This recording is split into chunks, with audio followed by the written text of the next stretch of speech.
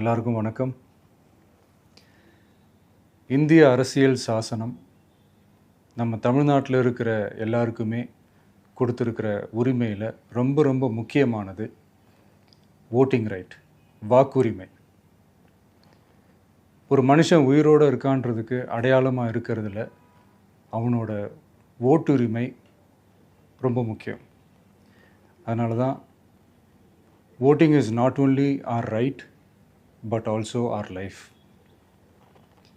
ஒரு முக்கியமான விஷயத்தை பற்றி இப்போ நான் உங்ககிட்ட ஷேர் பண்ண போகிறேன். இது நான் ஃபஸ்ட்டு கேள்விப்பட்ட உடனே எனக்கே ரொம்ப ஷாக்கிங்காக தான் இருந்தது. இப்போ நான் பேசிகிட்டு இருக்கிற இந்த நேரத்தில் தமிழ்நாட்டில் இருக்கிற நம்ம யாருக்குமே ஓட்டு போடுற உரிமையே இல்லைன்னு சொன்னால் நம்புவீங்களா? நான் நீங்கள் உட்பட யாருக்குமே அது இல்லை. நான் பயமுறுத்துறேன்னு நினைக்காதீங்க, அதுதான் நிஜமும் கூட. கொஞ்சம் ஏமாந்தால் நம்மளை மாதிரியே இன்னும் லட்சக்கணக்கான பேருக்கும் இதே நிலைமை தான். ஓட்டு போடுற அந்த உரிமையே இல்லாத மாதிரி ஒரு நிலைமை வந்தாலும் வரலாம். இதுக்கு மெயின் ரீசன் அந்த எஸ்ஐஆர், ஸ்பெஷல் இன்டென்சிவ் ரிவிஷன், சிறப்பு தீவிர திருத்தம். இப்போது இந்த எஸ்ஐஆர் நம்ம தமிழ்நாட்டில் எப்படி ஒர்க் ஆக போகுது? கடந்த ஜனவரி மாதம் எடுத்த அந்த கணக்கெடுப்பில் 6,36,00,000 வாக்காளர்கள் நம்ம தமிழ்நாட்டில் இருக்கிறாங்க. ஆனால் அவங்க யாருக்குமே இந்த ஓட்டு போடுற உரிமையே இல்லை. அந்த பிஎல்ஓன்னு சொல்லுவாங்க, பூத் லெவல் ஆஃபீஸர்ஸ், வாக்குச்சாவடி நிலை அலுவலர். அவங்க தான் வீடு வீடாக போய் அந்த ஃபார்மை கொடுப்பாங்க. அதை நம்ம ஃபில்அப் பண்ணி கொடுக்கணும். அதை தேர்தல் ஆணையம் அதை எடுத்துகிட்டு போய் அதை ஸ்க்ரூட்டினைஸ் பண்ணி அது எல்லாமே கரெக்டாக இருக்கான்னு செக் பண்ணி பார்த்ததுக்கப்புறம் அந்த வாக்காளர் பட்டியலை வெளியிடுவாங்க.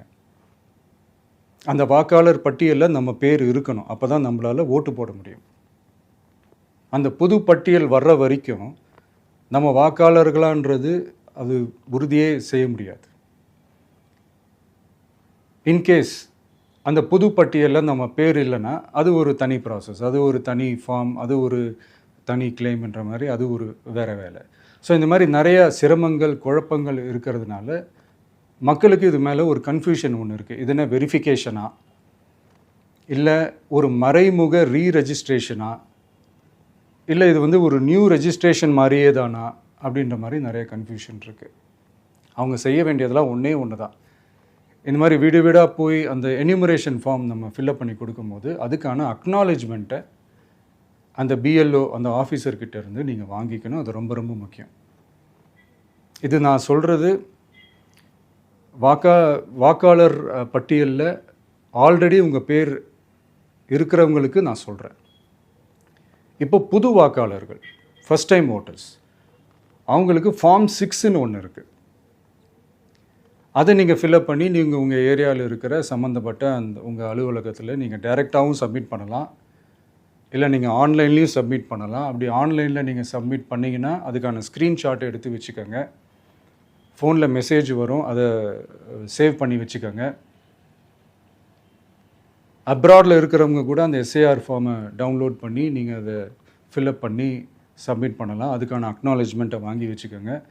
ரொம்ப முக்கியமாக உங்களோட பிஎல்ஓ அந்த ஆஃபீஸர் யாருன்னு தெரிஞ்சு வச்சுக்கோங்க. இந்த தேர்தல் ஆணையம் அந்த வெப்சைட்டில் போனீங்கன்னா அந்த பர்டிகுலர் பிஎல்ஓ ஆஃபீஸரோட ஃபோன் நம்பர் கூட நீங்கள் எடுத்து வச்சுக்கலாம்.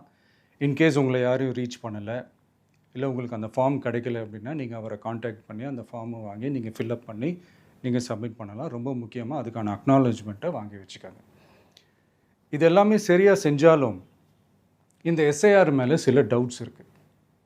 அது என்னென்னா, இந்த 6,36,00,000 வாக்காளர்களுக்கு ஒருத்தர் விடாமல் இந்த ஒரே மாதத்துக்குள்ளே எப்படி எல்லாருக்குமே அந்த ஃபார்ம் போய் ரீச் ஆகும்? ஒன்று. ரெண்டாவது, நீங்கள் வரும்போது வீட்டை பூட்டிட்டு வேலைக்கு போயிட்டு என்ன பண்ணுறது? இப்போ நீங்கள் வருவீங்கன்றதுக்காக வேலையெல்லாம் விட்டுட்டு வீட்டுக்குள்ளேயே உட்காந்துட்ருக்கணுமா? ஸோ இதில் மெயினாக பாதிக்கப்பட போகிறது உழைக்கிற மக்கள், ஏழைகள், வேலைக்கு போகிற பெண்கள். இவங்களுக்கு யார் கரெக்டான அந்த பதில் சொல்ல போகிறது? ஒரு நியாயமான எஸ்ஐஆர்னால் என்ன நடக்கணும்? இப்போது இறந்து போனவங்களை மார்க் பண்ணி அதுலேருந்து டிலீட் பண்ணணும். இப்போ போலி வாக்காளர்கள் இருந்தாங்கன்னா அவங்கள மார்க் பண்ணி டிலீட் பண்ணணும். இப்போ ஆல்ரெடி ஓட்டு இருக்கிறவங்களுக்கு எதுக்கு இந்த ரெஜிஸ்ட்ரேஷன் என்ற பேரில் இவ்வளவு குழப்பங்கள் அப்படின்றது தான் எங்கள் கேள்வி. இப்போ புதுசாக வர்ற வாக்காளர்களையோ இல்லை ஓட்டு இல்லாதவங்களையோ சேர்த்தா பத்தாதா? இப்போ ரீசெண்டாக நடந்த இப்போ எலெக்ஷன் 2021, 24 எப்படி எல்லாருமே ஓட்டு போட்டோம்? அதில் ஓட்டு போட்டவங்க கூட இப்போ புதுசாக ரெஜிஸ்டர் பண்ணணுன்னா அது ஏன் அந்த கன்ஃபியூஷன் அப்படின்றதான் நாங்கள் கேட்குறோம். அதனால தான் நாங்கள் எஸ்ஐஆரை எதிர்க்கிறோம். இப்போ புதுசாக சில கம்ப்ளைண்ட்ஸ்லாம் வர ஆரம்பிக்குது. அது என்னென்னா முக்கியமாக நம்மளுடைய டிவிகே தோழர்களுக்கு அந்த ஃபார்ம் கிடைக்க மாட்டேங்குது, கொடுக்க மாட்டேன்றாங்க அப்படின்ற சில கம்ப்ளைண்ட்ஸ். இது யார் பண்ணுறாங்க அப்படின்றது நான் தான் சொல்லி தெரிய வேணும்னு ஒன்றும் அவசியம் இல்லை உங்களுக்கு. இப்போ இருக்கிற ஆட்சியாளர்கள் அவங்களுக்கு கைப்பாவையாக இருக்கக்கூடிய சில பேர் இதை செய்ய ஸ்டார்ட் பண்ணியிருக்கிறாங்க. அதனால் மைடியர் வர்ச்சுவல் வாரியர்ஸ், இதை சாதாரணமாக எடுத்துக்காதீங்க. இது எல்லாருக்குமே அந்த ஃபார்ம் போய் ரீச் ஆகணும். இதில் ரொம்ப உறுதியாக இருங்க. அதையும் மீறி உங்களுக்கு அந்த ஃபார்ம் கிடைக்கலன்னா இருக்கவே இருக்கும் ஆன்லைன். தேர்தல் ஆணையம் அந்த வெப்சைட்டில் போய் அந்த ஃபார்மை டவுன்லோட் பண்ணி நீங்கள் ஃபில்அப் பண்ணி சப்மிட் பண்ணலாம். உங்கள் வீட்டில் இருக்கிறவங்களுக்கு நீங்கள் செஞ்சு கொடுங்க, பக்கத்து வீட்டில் இருக்கிறவங்களுக்கு செஞ்சு கொடுங்க, தெரிஞ்சவங்களுக்கு, தெரியாதவங்களுக்கு, பழகினவங்களுக்கு, பழகாதவங்களுக்கு எல்லாருக்குமே நீங்கள் தயவு செஞ்சு கொடுங்க. அண்ட் ரொம்ப முக்கியமாக நம்ம ஜென்சி கிட்ஸ், நம்ம ஃபஸ்ட் டைம் ஓட்டர்ஸ், நம்ம புது வாக்காளர்கள், நம்ம நண்பா நண்பிகள், அவங்க ரொம்ப கேர்ஃபுல்லாக இருக்கணும். நான் ஆல்ரெடி சொன்ன மாதிரி உங்களுக்கான ஃபார்ம், அந்த ஃபார்ம் நம்பர் 6, அதை கரெக்டான டீட்டெயில்ஸோட கரெக்டான உங்கள் டாக்குமெண்ட்ஸை வச்சு அதை சப்மிட் பண்ணுங்கள். ஏன்னா வரப்போகிற தேர்தலில் நீங்கள் தான், அந்த ஜென்சி வாக்காளர்கள் தான் மிக முக்கியமான ஒரு ஃபோர்ஸ் அப்படின்றது எல்லாருக்குமே தெரிஞ்ச ஒரு விஷயம். அதனால் உங்களை டிஸ்டர்ப் பண்ணுறதுக்கு, உங்கள் பேரை அதில் இன்க்ளூட் பண்ணாமல் செய்கிறதுக்கு என்னென்ன வேலைகள் செய்யணுமோ, என்னென்ன தில்லுமுள்ளு வேலைகள் செய்யணுமோ எல்லாமே அவங்க செய்வாங்க. இது நமக்கு எல்லா திசையிலையும் எல்லா பிரச்சனைகள் கொடுத்துட்டு தானே இருக்கிறாங்க. அது டிஃபால்ட்டாக நடந்துட்டு தான் இருக்கும், அது ஒன்றும் பண்ண முடியாது. ஸோ அந்த மாதிரி ஓட்டு போடுற விஷயத்துலேயும் அவங்க என்ன உத்தரமராக மாறவா போகிறாங்க?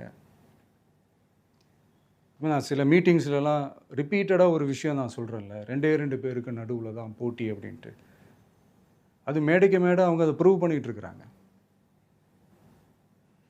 அதனால் தோழர்களே, வரப்போகிற தேர்தலில் நம்ம யாருன்னு காட்டணும், நம்ம பலம் என்னன்னு காட்டணும். அதுக்காக அந்த பலமான, அந்த பவர்ஃபுல்லான ஆயுதத்தை நம்ம கையில் எடுக்கணும். அந்த ஆயுதம் வேறு எதுவுமே இல்லை, ஓட்டு, வாக்கு, ஜனநாயகம். அது இருந்தால் தான் நம்ம அந்த வெற்றியை நோக்கியே நம்மளால் பயணிக்க முடியும். தமிழ்நாடே அந்த வாக்குச்சாவடி முன்னாடி திரண்டு நிற்கணும். அதை பார்த்துட்டு தமிழ்நாடே தமிழக வெற்றி கழகமா இல்லை தமிழக வெற்றி கழகம் தான் தமிழ்நாடா அப்படின்ற மாதிரி இருக்கணும். வீடுன்னு ஒன்று இருந்தால் தான் ஓடு மாற்ற முடியும்னு அறிஞர் அண்ணா அவர்கள் சொல்லியிருக்கிறாங்க. அந்த மாதிரி ஓட்டுன்னு ஒன்று இருந்தால் தான் இந்த நாட்டையே காப்பாற்ற முடியும். அப்புறம் இன்னொரு முக்கியமான விஷயம், அந்த எனிமரேஷன் ஃபார்ம் நீங்கள் ஆன்லைனில் நீங்கள் ஃபில்அப் பண்ணும்போது அதில் ஒரு சில ப்ராப்ளம்ஸ் வர்றதுக்கு வாய்ப்பு இருக்குது. அது உங்களுடைய ஓட்டர் ஐடியில் இருக்கிற உங்கள் பேரும் ஆதார் கார்டில் இருக்கிற பேரும் அந்த ஸ்பெல்லிங், இனிஷியல்ஸ் எல்லாமே ஒரே மாதிரி இருந்தால் தான் அது அக்செப்ட் ஆகும், இல்லைன்னா அக்செப்ட் ஆகாது. அது கொஞ்சம் கேர்ஃபுல்லாக பண்ணுங்கள். அது கொஞ்சம் யூசர் ஃப்ரெண்ட்லியாக இருக்கலாமேன்னு கேட்டதுக்கு அதெல்லாம் முடியாது, அதுக்கெலாம் வாய்ப்பு இல்லை, அதுக்கெலாம் ஆளுங்க இல்லை, பண்ண முடியாதுன்னு ரிப்ளை பண்ணிட்டாங்க.